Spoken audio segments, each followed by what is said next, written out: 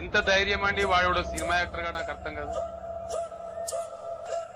వాడు ఏం cinema actor అని వాడు సినిమానే చూడలేదు నేను. వాడు ఏం యాక్టర్ నాకు తెలియదు.